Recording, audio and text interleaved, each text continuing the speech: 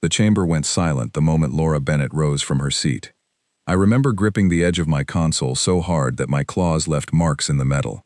Every other delegate in that room was still arguing, still shouting over each other about trade routes and mining rights. And none of them noticed what I noticed.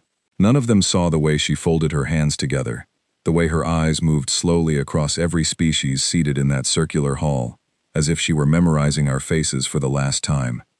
I had served as a recorder for the Galactic Council for over 40 cycles. I had watched 1,000 votes pass through that chamber. I had watched species rise and species fall, watched alliances form and dissolve, watched the slow machinery of galactic law grind forward one compromise at a time. I thought I understood how power worked among the stars. I thought I understood the order of things. I was wrong. The vote that day was simple on paper, a resolution to allow the Corvin Assembly to take administrative control of a small human settlement called Ashvale, citing some buried clause about unclaimed resource zones. It was the kind of vote that happened every cycle, the kind nobody questioned anymore, because humanity rarely objected to anything. They had always been the quiet ones, the newcomers, the species everyone tolerated but nobody truly respected. They sat at the edge of the chamber. They spoke softly when they spoke at all. They lost most votes that touched their own territory, and they always accepted the outcome without complaint. So when the council called for the final tally, and the human seat showed no objection, nobody was surprised. Until Laura Bennett stood up. She did not raise her voice. She did not call for a debate. She simply looked at the chairperson, a tall insectoid being named Vos Calran, and said words I will remember until the day I die. You will want to remember this moment. Then she turned, gathered the small data tablet in front of her, and walked out of the chamber without looking back. I laughed. I am ashamed to admit that now, but I laughed, along with half the room. It seemed like such a small, almost pitiful gesture. A single delegate from a species with no real military presence, no significant fleet, no history of conflict beyond a handful of minor border disputes, walking out of a vote she had already lost. We assumed it was theater. We assumed she wanted sympathy, or perhaps a delay so her government could lodge a formal complaint through proper channels. Humans were known for their paperwork, their patience, their endless willingness to accept unfair terms rather than cause a disturbance. I did not think about her again for the rest of that day. I should have. The Corvin fleet moved into Ashvale system 3 days later, exactly as the resolution allowed. 6 warships, modest by galactic standards, enough to establish orbital presence and begin the transfer of administrative control. I read the report myself the following morning, scanning it the way I scanned dozens of similar reports every week. Routine annexation, standard procedure, human government formally noted for the record. No response expected. There was no response. For 2 full days, nothing happened. The Corvin ships held position. Human authorities on the ground continued their normal operations, neither resisting nor cooperating, simply existing as they always had. It looked, to anyone watching, like quiet surrender. Another small victory for a species that had grown used to losing. Then, on the 3rd night, every signal coming out of Ashvale systems stopped. Not destroyed, not jammed, simply gone, as if someone had reached out and turned off a light switch for an entire star system. The Corvin fleet's last transmission was a routine status update. Nothing unusual, nothing alarming. And then silence, the kind of silence that has no explanation attached to it. It took the Corvin Assembly 9 days to send an inquiry vessel to investigate. I remember sitting in the records office reading the preliminary report when it finally arrived, and I remember the way my hands went still over the console. The 6 warships were gone, not wrecked, not drifting as debris, gone, with no trace, no distress signal ever logged, no wreckage field, nothing. The settlement of Ashvale itself was untouched, its buildings intact, its infrastructure functioning, its population accounted for and unharmed. The human colonists simply reported that the Corvin ships had left orbit on the 3rd night and never returned. That was the official story, and for a long while, it was the only story anyone had. I want you to understand something about how the galaxy worked before that day. We had grown comfortable in our hierarchies, comfortable in our assumptions about which species held power and which species simply existed within the boundaries others drew for them. Humanity had joined the wider galactic community only a few generations earlier, and from the very first day, they had been placed near the bottom of that hierarchy. Not enslaved, not openly oppressed, just quietly dismissed. Their technology was unremarkable by our standards. Their fleet was small. Their territory was modest. They spoke of peace constantly, of cooperation, of patience, and so naturally, we assumed patience was simply all they had to offer. We mistook their silence for weakness. I think, looking back now, that this was the single greatest miscalculation in the recorded history of the galaxy. In the weeks following the disappearance of the Corvin fleet, I began noticing small things that I had previously ignored. Human trade ships, normally predictable in their routes and schedules, began arriving late, or not arriving at all, with brief automated messages citing maintenance delays. Human diplomats who had once attended every minor council session, sitting quietly in the back rows, simply stopped appearing. Their seats remained empty, week after week, with no explanation offered and none requested. I asked a colleague of mine, a Velcari archivist named Sarah Mott, whether she found this strange. She waved a clawed hand dismissively and told me humans were probably dealing with some internal political matter, the kind of thing their species was known for. Endless committees and procedures that swallowed months at a time. I wanted to believe her. It was easier to believe her. But there was a feeling I could not shake, a low and persistent unease that grew heavier with each passing week. I had spent my entire career studying patterns, watching how species behaved under pressure, how they reacted to insult or injury or loss. And the pattern I now saw forming around humanity did not match anything in my experience. They were not panicking. They were not mobilizing for open conflict. They were not issuing demands or threats or formal protests through the Council's diplomatic channels. They were simply withdrawing, quietly and methodically, like a tide pulling back from a shore before something enormous arrives. I remember an old story that circulated among the lower staff of the Council, the kind of tale told in break rooms and quiet corridors, usually dismissed as exaggeration or rumor. It concerned a border species called the Drenic Wardens, a relatively aggressive faction known for raiding smaller settlements along contested space. Years earlier, before humanity had even formally joined the Council, the Wardens had attacked a remote human outpost, assuming it to be undefended and unimportant.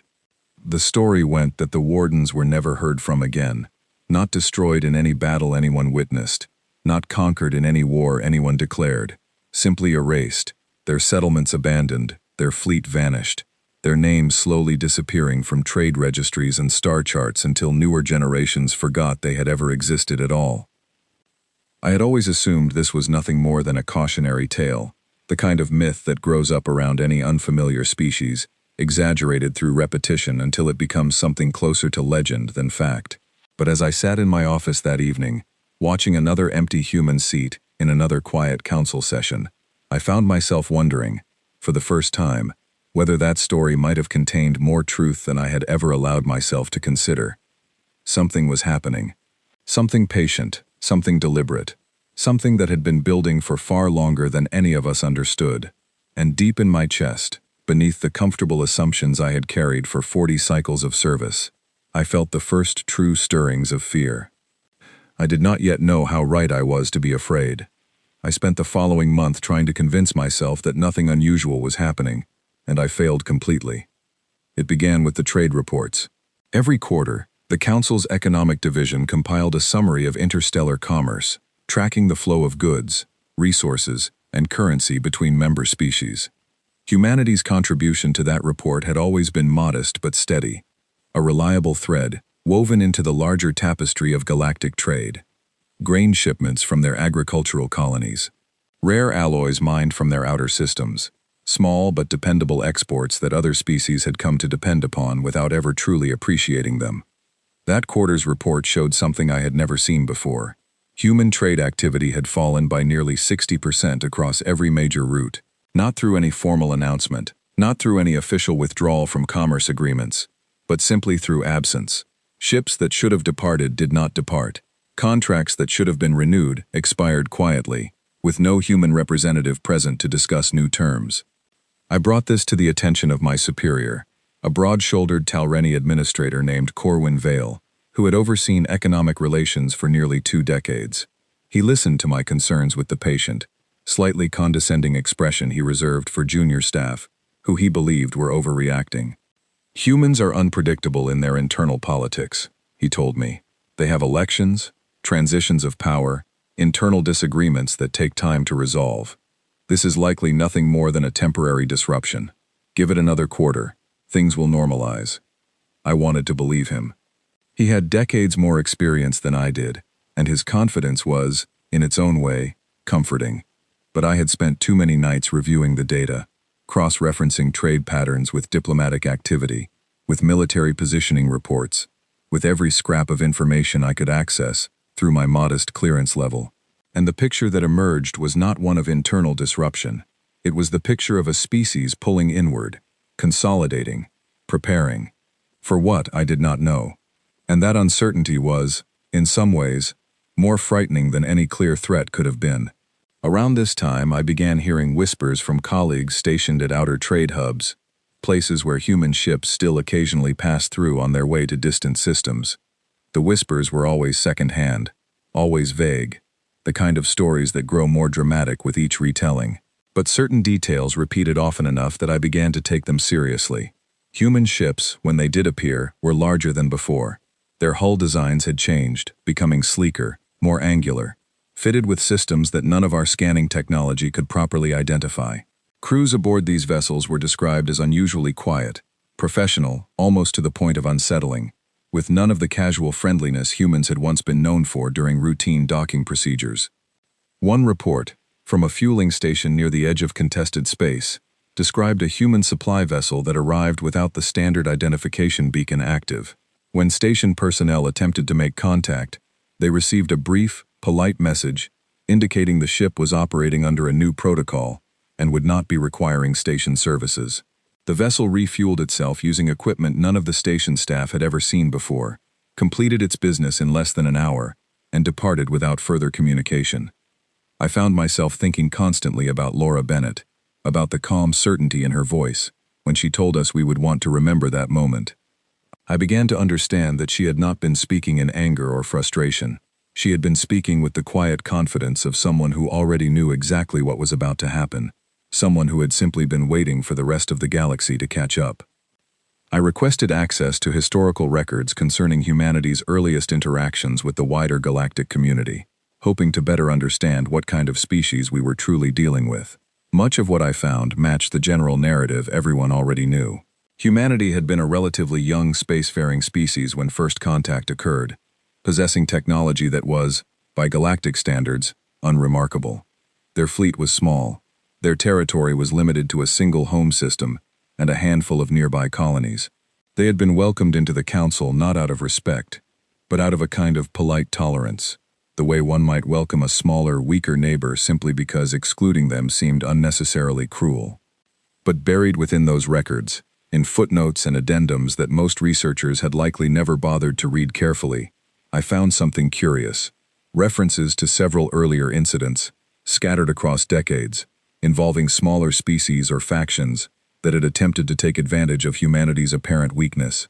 In every single case, the aggressor simply disappeared from galactic records within a relatively short period afterward.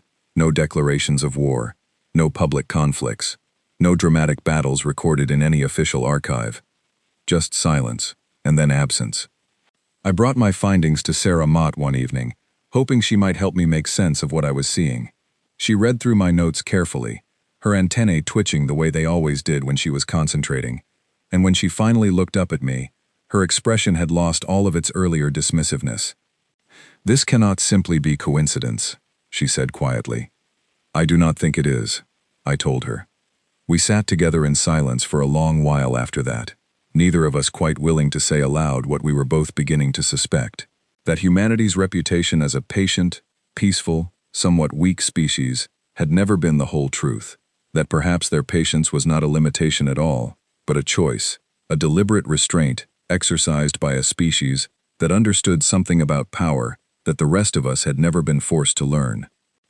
3 weeks later, the Council received a formal notice from the Corvin Assembly, requesting an emergency session. I was present in the chamber when their lead delegate, a sharp-featured being named Director Halvex, stood to address the assembled species. His voice, normally measured and confident, carried an unmistakable tremor. He explained that 2 additional Corvin settlements, both located near contested border regions previously involved in disputes with human territory, had gone completely silent within the past several days. No distress signals, no wreckage, no survivors reported missing, because there was no evidence anyone had been harmed at all. Simply an absence of communication, populations and infrastructure intact, according to limited remote scans, but every official channel utterly silent. He demanded the council take action, demanded an investigation, demanded that humanity be formally questioned about their possible involvement. The human seat, as it had been for weeks, remained empty. A representative from the Velkari delegation rose to suggest that without any direct evidence linking these incidents to human activity, the council could not reasonably summon a species that had not even been formally accused of wrongdoing. The debate that followed stretched on for hours, delegates arguing over jurisdiction, evidence standards, the proper diplomatic procedure for addressing unverified concerns. I sat through all of it with a growing certainty that none of these procedures mattered anymore. That somewhere beyond the boundaries of our comfortable rule-bound chamber, something far older and more deliberate than our council's authority was already in motion, and that no resolution we passed, no formal protest we lodged, would have any bearing whatsoever on what was coming. I left the chamber that night and walked the long corridor back toward the records office alone, my mind replaying every detail I had gathered over the past month. The vanished fleet, the withdrawn trade, the strange, quiet ships with their unidentifiable systems. The old story of the Drenic Wardens, erased so thoroughly that most of the galaxy had forgotten they ever existed. I thought about Laura Bennett's calm, steady voice, and I understood, perhaps for the first time, exactly what kind of warning she had given us. We had spent generations treating humanity's restraint as proof of their weakness. We had voted against their interests, dismissed their concerns, annexed their territory whenever it proved convenient, all because we believed they lacked the strength or the will to respond. We had never once considered that their silence might simply be the calm, deliberate quiet of a species choosing, again and again, not to act, while carefully keeping count of every slight against them. I did not sleep at all that night. I sat at my window, watching the slow rotation of the station against the endless dark beyond, and I found myself wondering, with a dread I could not quite name, how much longer that patience would last. I did not have to wait much longer for my answer. 2 days later, every scanner array along the Council's outer monitoring network detected a single vessel entering neutral territory. It was human, and it had not come to negotiate. The reports reached me before the official announcement did, the way important information always seemed to travel faster through whispered conversations and hurried messages than through proper channels. A single human warship had entered the neutral zone surrounding the Council's primary diplomatic station, the very heart of galactic governance, the place where every major treaty had been signed and every significant dispute had been settled for the past 2 centuries. One ship, not a fleet, not even a small squadron, a single vessel, drifting silently into position, roughly 40,000 kilometers from the station, broadcasting no hails, issuing no demands, requesting nothing. It simply arrived, and then it waited. I rushed to the observation deck along with dozens of other station personnel, all of us crowding around the wide viewports to see for ourselves what every sensor array was already confirming. The ship hung in the darkness like something carved from shadow itself, its hull a deep, matte black that seemed to swallow the starlight around it rather than reflect it. There were no visible running lights along its surface, no decorative markings, nothing that suggested ceremony or display. It looked less like a warship and more like a single, patient eye, watching everything and revealing nothing. I overheard a Talreni technician beside me, whispering to a colleague that the vessel's energy signature alone dwarfed anything in the Council's defense fleet combined. I did not know whether to believe the figures she was reciting, but the fear in her voice told me everything I needed to know about how seriously the station's military analysts were taking this single, silent arrival. For the first 6 hours, nothing happened. The ship did not move. It did not respond to any of the standard diplomatic hails the Council's communications officers attempted to send. It simply held its position, an immovable presence at the edge of our most important gathering place, and the longer it remained silent, the more unbearable that silence became. Director Halvex, still shaken from his own report only days earlier, convinced the Council's Security Committee to authorize a small escort of investigation vessels, 3 modest patrol craft, tasked with approaching the human warship to establish contact and assess its intentions. I remember standing in the records office, watching the live feed alongside dozens of other staff members as those 3 ships slowly advanced through the dark toward that waiting silhouette. They never reached it. The feed showed the patrol craft closing the distance steadily, their telemetry data streaming normally, their pilots reporting nothing unusual. And then, within the span of perhaps 4 seconds, all 3 signals simply stopped. No explosion visible on the feed, no debris field forming, no final distress call, no garbled transmission cut short mid-sentence. The ships were simply there, and then they were not, their telemetry replaced by silence, as complete and absolute as the silence that had swallowed the Corvin fleet weeks earlier. The human warship had not moved at all during the entire encounter. A heavy, suffocating quiet fell over the records office. I remember looking around at my colleagues, all of us staring at our screens, none of us quite able to process what we had just witnessed. We had grown so accustomed to galactic conflicts following predictable patterns, weapons fire visible across vast distances, wreckage fields marking the aftermath of battle, the entire grim ceremony of warfare playing out in ways we understood and could document. This was something else entirely. This was something that defied every assumption we had built our understanding of military power upon. Director Halvex demanded an explanation from the human warship through every available channel, his voice growing increasingly desperate as hour after hour passed without response. The Council's Security Committee debated whether to authorize a larger response, perhaps an actual combat fleet capable of matching whatever capability had just erased 3 patrol vessels without leaving a single trace. In the end, no such fleet was sent. Whether out of caution or simple fear, I cannot say for certain, but I suspect every delegate in that chamber understood, on some deep instinctive level, that sending more ships would accomplish nothing except adding more names to a growing list of disappearances. It was nearly 20 hours after the warship's arrival when something finally changed. A single transmission reached the station, brief and unceremonious, carrying none of the formal diplomatic language the Council typically expected from official communications. I was given access to the recording several hours later, once it had been cleared through the appropriate security channels, and I have listened to it more times than I can count since that day. The voice belonged to a woman, calm and measured, speaking with the same unshaken certainty I remembered from Laura Bennett's final words in the Council chamber weeks earlier. "This vessel is not here to negotiate," the voice said. "It is here to observe." That was all. No threats, no demands, no explanation for the patrol craft that had vanished only hours earlier. Just a single statement, delivered with the kind of quiet finality that left no room for argument or further questioning. The ship remained in position for 3 more days, utterly motionless, utterly silent, simply watching the station and everything that moved around it. Council sessions continued during that time, though the usual energy of debate and disagreement had been replaced by a tense, watchful caution. Delegates spoke more carefully. Votes that might have once been contentious passed quickly, with little discussion, as if every species present had suddenly developed a heightened awareness of how their decisions might be perceived by whoever, or whatever, was monitoring them from that silent black hull beyond the station. I spent much of those 3 days in the archive, searching through every fragment of information I could find about human military capability, hoping to understand what kind of technology could erase 3 ships without leaving any visible trace. I found very little.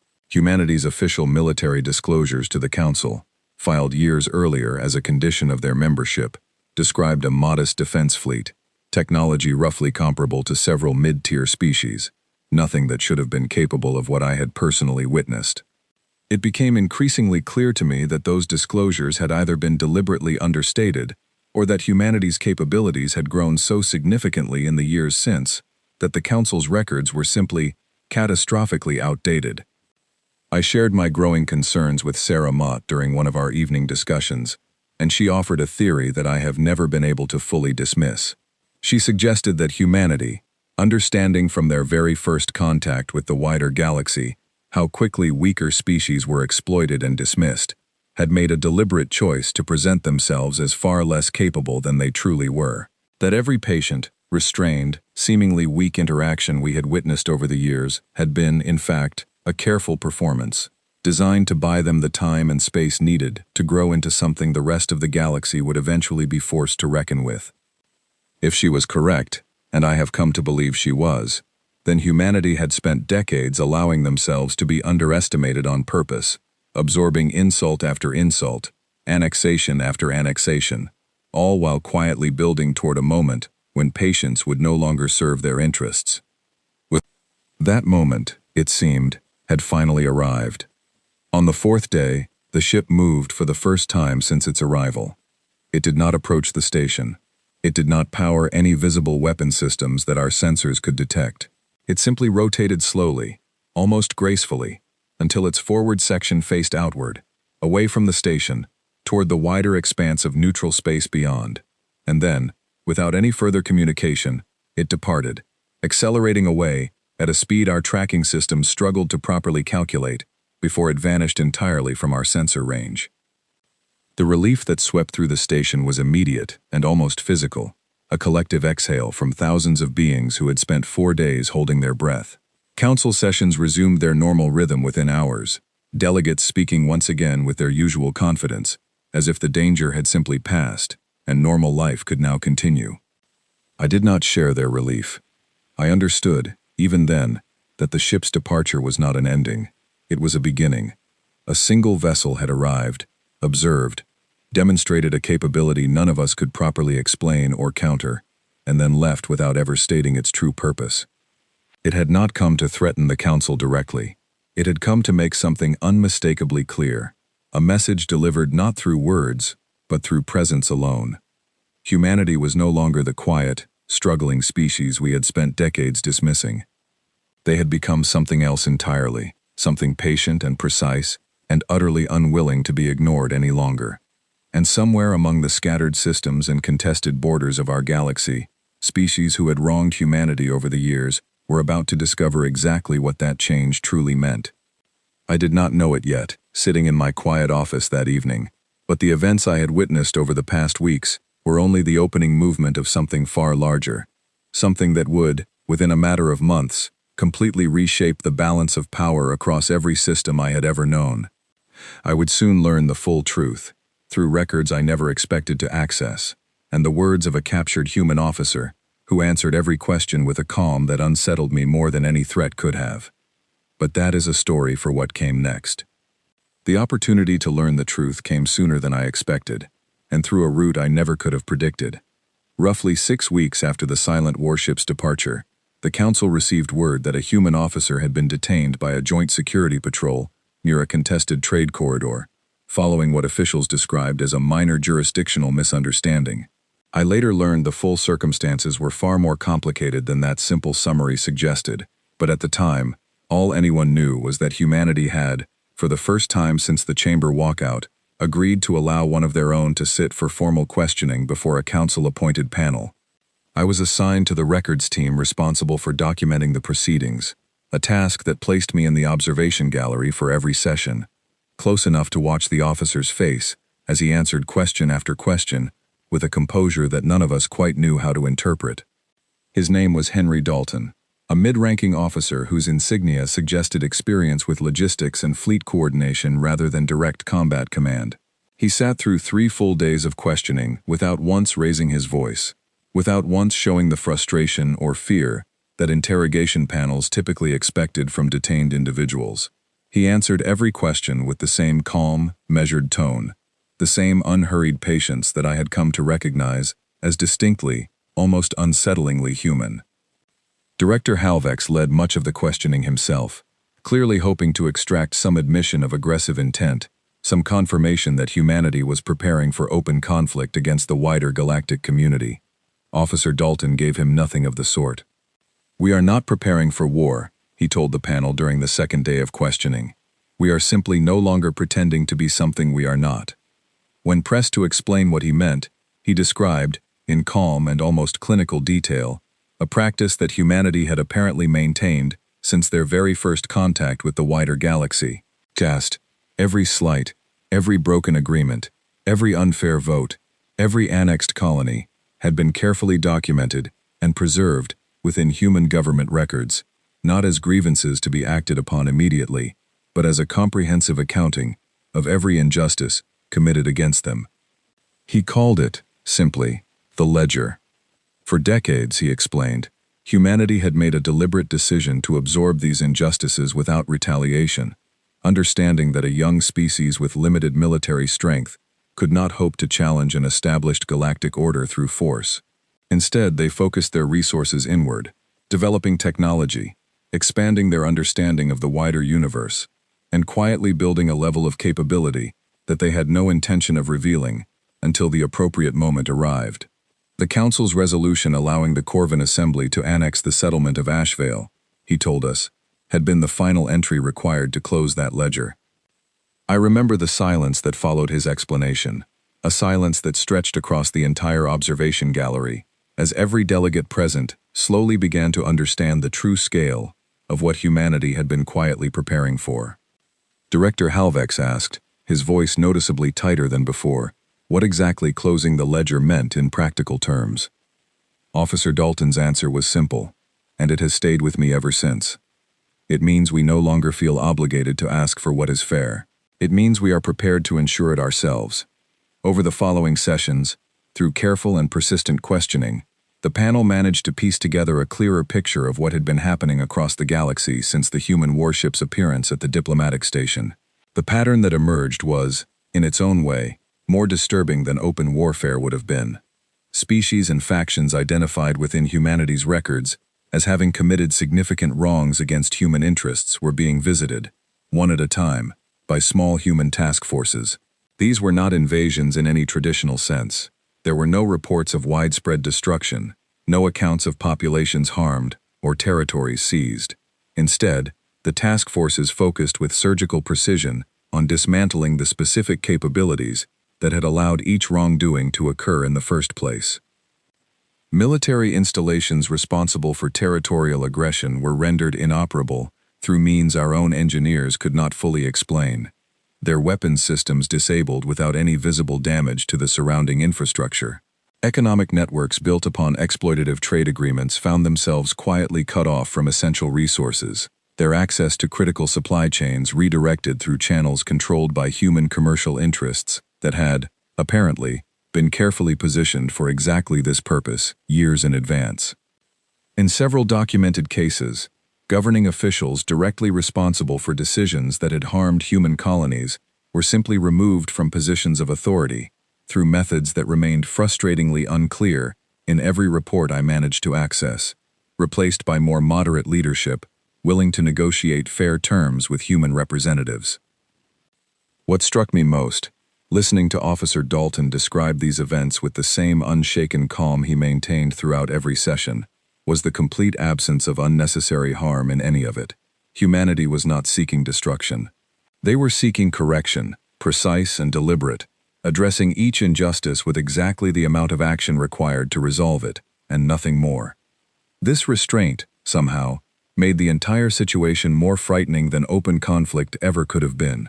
A species capable of inflicting widespread devastation, but choosing, again and again, to exercise careful and exact precision instead, was a species operating from a position of overwhelming confidence. They were not afraid of consequences, because they understood, with complete certainty, that no one in the galaxy possessed the capability to meaningfully oppose them. I asked Officer Dalton, during a brief recess when I was permitted limited access to him for record clarification purposes, why humanity had chosen this particular moment to act, after so many years of patient restraint. He considered the question for a long moment before answering. Patience has a purpose, he said. It allows a species to grow without drawing unwanted attention. But patience is not infinite, and it was never meant to be a substitute for justice.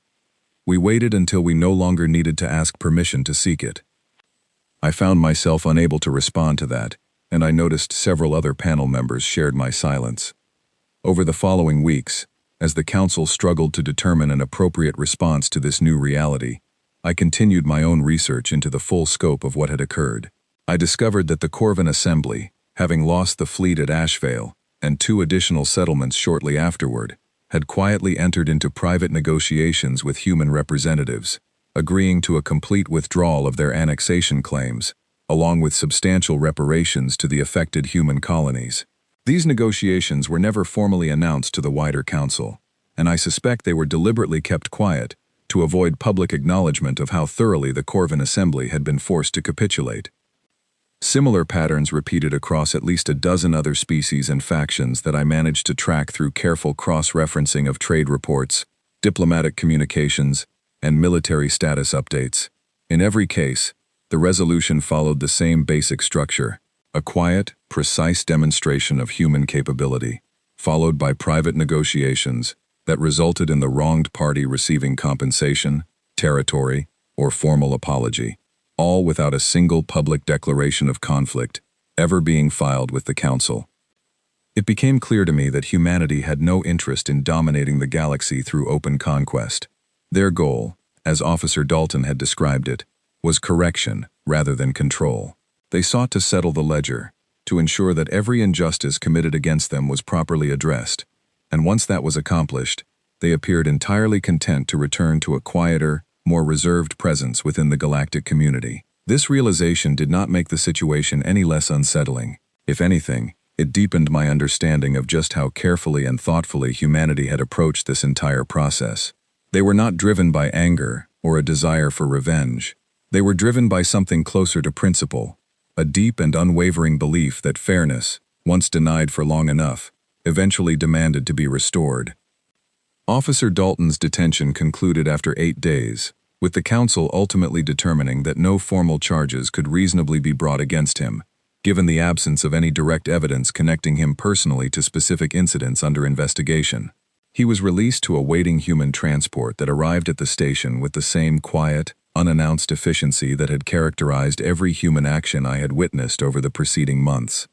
Before he departed, I was given a brief opportunity to speak with him privately, ostensibly to clarify several details for the official record, though I suspect my own curiosity played a larger role in requesting that conversation than any genuine procedural necessity.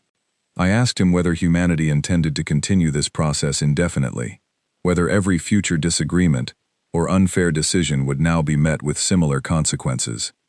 He shook his head slowly, and for the first time during our entire interaction, I saw something resembling genuine warmth in his expression. "The ledger is being closed," he told me, "not because we have grown tired of patience, but because patience without consequence eventually becomes an invitation for further harm. Once balance is restored, there will be no need for further correction. We do not wish to be feared, we simply refuse to be dismissed." I have thought about those words many times since that conversation, turning them over carefully, trying to understand the full weight of what they truly meant.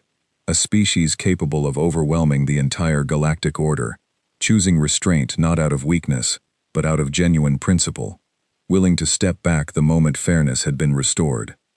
It was, I realized, a far more complicated and ultimately more hopeful conclusion than I had expected when this entire situation began. Humanity had not sought to conquer us. They had sought only to be treated with the same basic respect and fairness that every other species in the Council had long taken for granted. We had simply never been willing to extend that respect freely, and so they had been forced to demand it instead.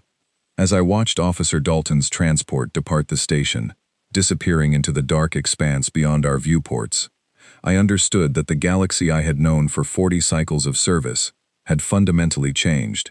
A new balance had been established, one built not upon comfortable assumptions about which species deserved power and which did not, but upon a far more uncomfortable truth that every delegate in that council would now be forced to remember for the rest of their careers.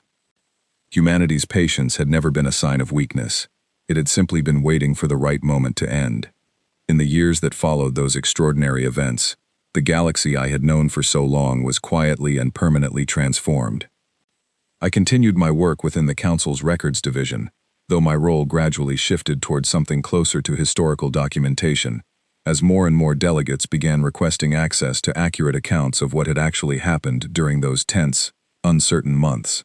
I suppose it is fitting that I am the one writing this account now, given how thoroughly that period of my life shaped everything that followed.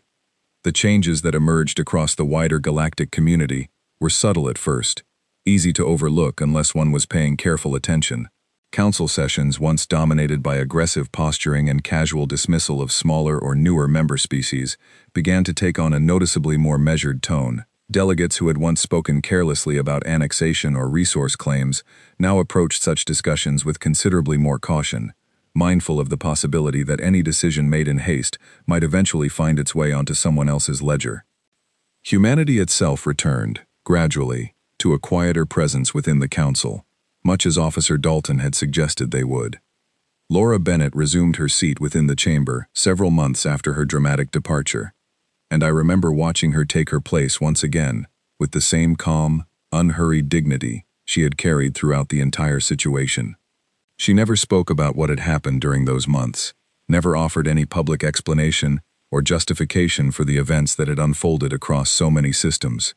She simply continued her work, advocating for fair and balanced treatment of her people's interests, much as she always had. What had changed, unmistakably, was how the rest of us listened to her.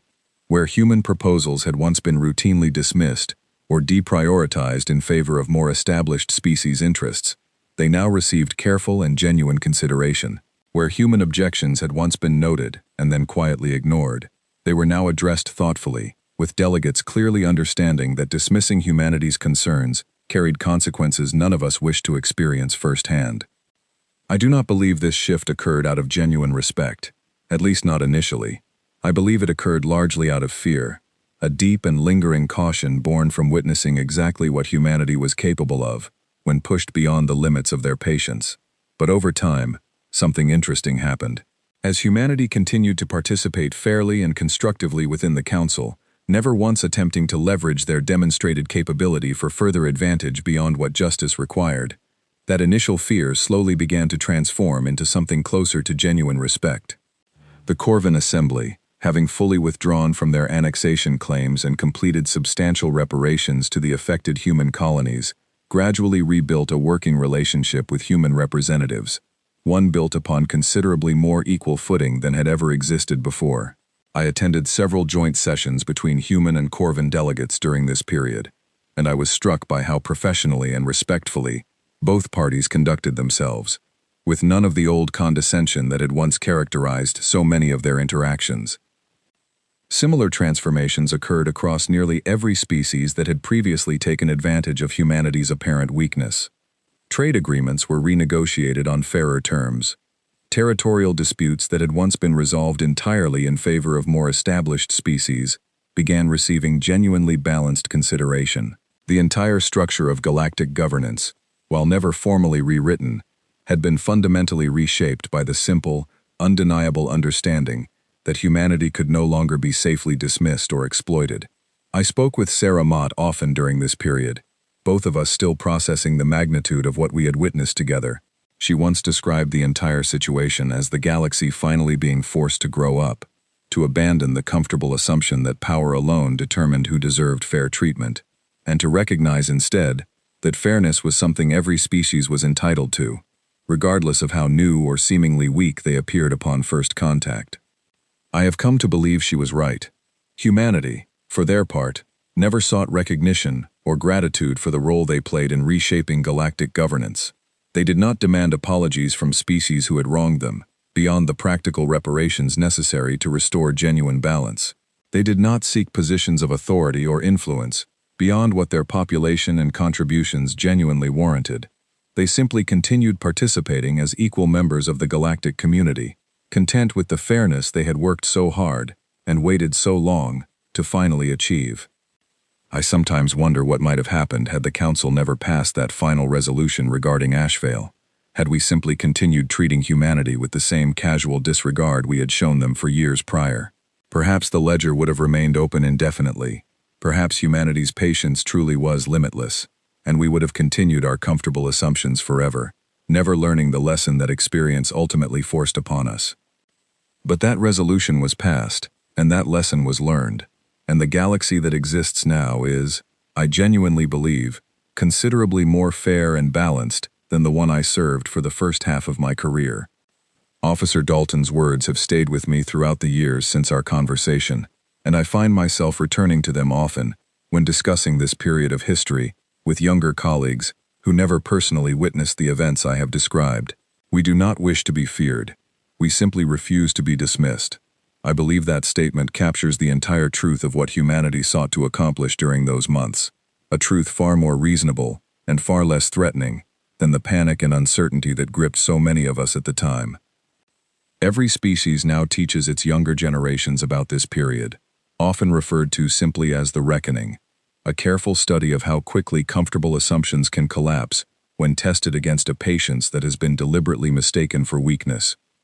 Diplomatic academies across the galaxy now include detailed case studies of humanity's measured, principled response to decades of unfair treatment, using it as an example of how restraint and justice can coexist, how a species can demonstrate overwhelming capability without ever needing to resort to unnecessary destruction in order to make its point understood. I am, as far as I am aware, one of the few remaining individuals from my generation who personally witnessed the entire sequence of events from beginning to end, from that first quiet warning in the council chamber to the final, gradual restoration of genuine balance across the galactic community. I have chosen to record this account not out of pride or vindication, but out of a genuine belief that future generations deserve to understand exactly how close our comfortable, complacent galactic order came to facing consequences far more severe than the measured correction humanity ultimately chose to pursue. We were fortunate, in the end, that the species we had wronged for so long valued fairness over revenge, principle over domination, correction over conquest. I do not believe every species pushed to such extremes would have shown the same restraint. I think of Laura Bennett often, sitting quietly in that council chamber on the day this entire story began, calmly informing us that we would want to remember that moment. I did not understand, at the time, just how completely correct she would prove to be. No species who witnessed those events, who watched the careful, deliberate unfolding of humanity's long-awaited reckoning, ever forgot the lesson it taught us. That patience, however quiet, however prolonged, is never the same as weakness. That fairness denied long enough will eventually be demanded, one way or another, and that the galaxy's newest and once most dismissed member had been, all along, simply waiting for the rest of us to finally understand what they had known from the very beginning. We do not wish to be feared. We simply refuse to be dismissed. I have carried those words with me for the rest of my career, and I suspect every species across this galaxy now carries them as well, whether they choose to admit it or not. This is the account of the day humanity's patience finally ended, and the galaxy, in turn, was finally forced to remember exactly who they had been so carelessly underestimating all along.